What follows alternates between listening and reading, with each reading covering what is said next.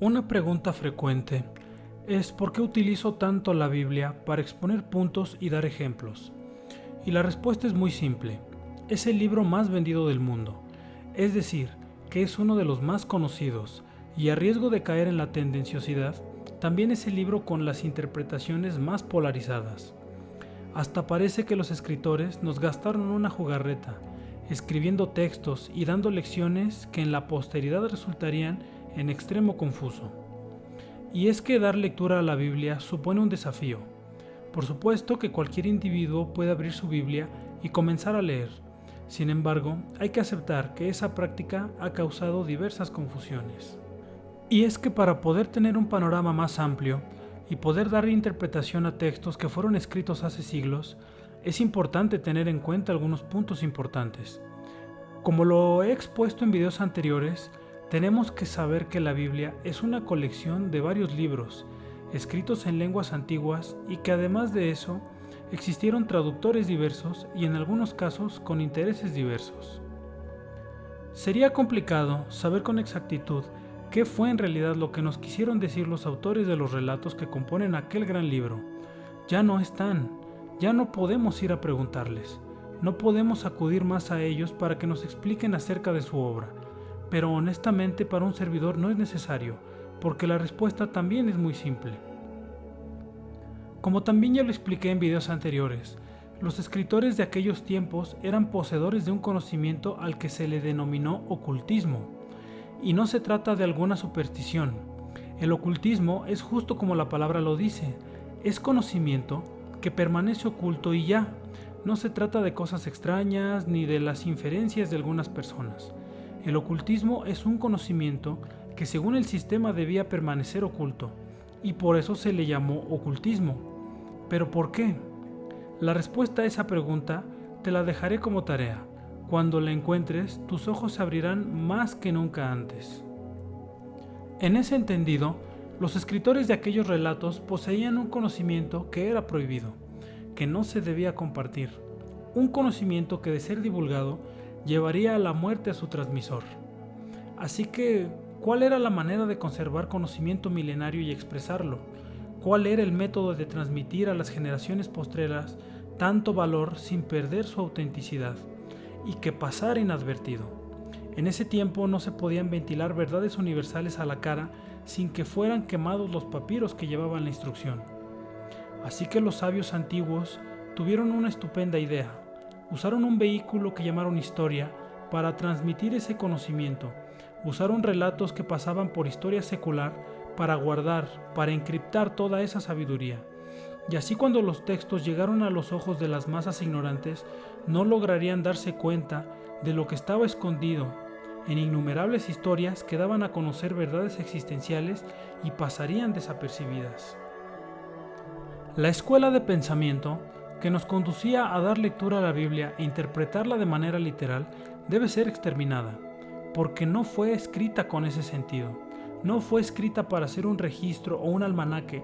Sus autores no eran historiadores, eran seres despiertos, magos, alquimistas, instruidos en las artes místicas, estudiantes y profesores de magia.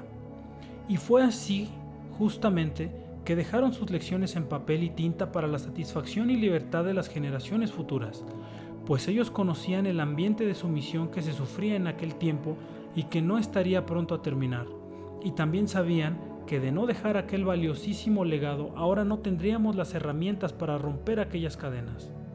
Pero también sabían que el camino no sería sencillo.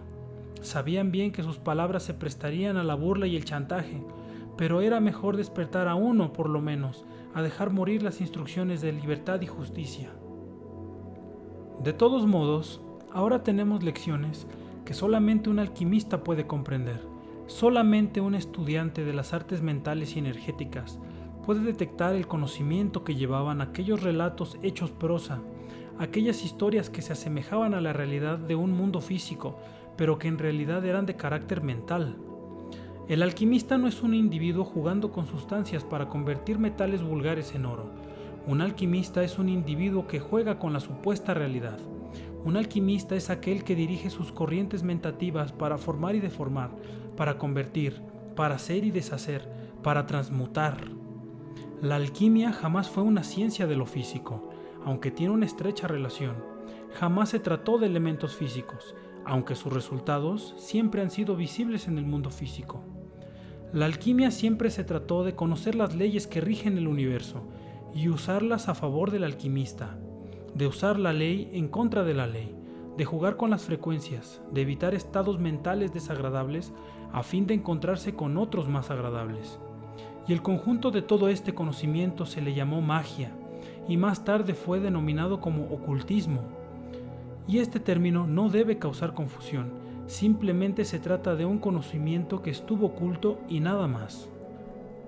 Los sabios autores sabían muy bien que la alquimia era inherente al ser humano, que todos y cada uno sobre la faz de la tierra tienen acceso a las artes mágicas, pero un ambiente de miedo y sumisión redujo la intensidad de las creaciones alquímicas del ser humano, o en un intento desesperado las redireccionó para causar malestar, dolor, sufrimiento, guerra, conflicto, división, entre muchas otras cosas. Es por eso que nos dejaron el manual de instrucciones escondido bajo una sutil capa de historia, pero no debemos confundir el vehículo que transmite el conocimiento y pensar que aquel vehículo es la instrucción. De ese error se han aprovechado ya mucho. Dar lectura a la Biblia y tomarla de manera literal, o como se enseña en doctrina y tradiciones, ocasionará malestar, sentimientos diversos. La definición final será que es un libro horrible, que Dios es un tipo caprichoso, que le divierte el sufrimiento y le encanta la sangre. Y todo lo anterior es absurdo, ya sea que se crea en Dios o no, no es importante, sino la instrucción que conlleva la alegoría misma. Si analizamos los relatos de muchos de los libros que componen la Biblia, no tienen sentido. Nos cuentan historias que no son en lo absoluto útiles para el desarrollo mental o espiritual. Sin embargo, el místico puede leer perfectamente entre líneas y descubrir que existe una enseñanza. Siendo honestos, además de la prosa con la que se expresaron aquellas historias, ¿qué utilidad me daría saber que Isaac tuvo 2 hijos, por poner un ejemplo? ¿Qué utilidad tengo del hecho que uno engañó al otro? Nos cuentan mucha alegoría, pero es importante destacar que la gran mayoría de las historias tienen instrucción oculta que debe ser desenterrada. Tampoco vamos a decir que cada historia o que cada palabra encierra un misterio. Sin embargo, el alquimista entrenado escudriña muy bien y sabe qué toma y qué no.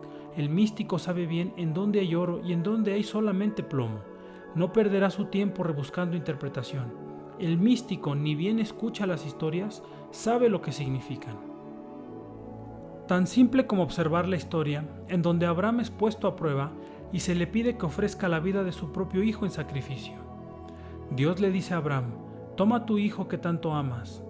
El místico sabe bien que esta historia no es literal y que no se trata de un Dios caprichoso que se deleita con la ansiedad de Abraham. Un hijo representa la esencia del hombre mismo, las cosas que hacen a un individuo ser lo que es en su interior, las cosas que el hombre puede concebir. Las creaciones de un ser son los hijos de ese ser, y por medio de las creaciones del individuo es como el individuo mismo se da a conocer. Alguien no puede crear amor si representa ira u odio. Nuestras creaciones serán de la misma naturaleza de lo que uno tiene en el interior. Por eso se dijo: no es lo que entra en la boca lo que contamina al hombre, sino lo que sale de la boca, eso es lo que contamina al hombre. Mateo 15:11. Porque lo que sale de la boca proviene del corazón. Un hijo representa lo que uno es. Un padre solo podrá dar certificado de su paternidad por medio de su hijo. Así que en esta alegoría Dios dice: entrégame lo que tú eres, dame en sacrificio todo lo que representas, entrégate por completo. Y esto lo vemos confirmado en otra alegoría muy conocida, cuando Judá, tomando a su nuera Tamar por ramera, le ofrece un cabrito para intimar con ella. Y ella pregunta: ¿qué me vas a dar como prenda de que me enviarás un cabrito? Y Judá responde: ¿qué prenda quieres? A lo que Tamar respondió: dame tu anillo y tu cetro, cosas por las cuales se reconocía a un hombre, artefactos por los que se distingue del resto. Y vemos más adelante en la historia que Tamar esperaba un hijo, y cuando le cuestionan acerca del padre, ella comenta: del varón cuyas son estas cosas estoy encinta. Y la interpretación es la misma. Dios nos dice: entrégame todo lo que te hace ser tú, todo lo que te reconoce, lo que te distingue, lo que tú eres. Dame tu cetro, dame tu anillo, cosas que nadie más tendrá. Entrégame tus creaciones, entrégame lo que tú eres, entrégame a tu Hijo, entrégate por completo.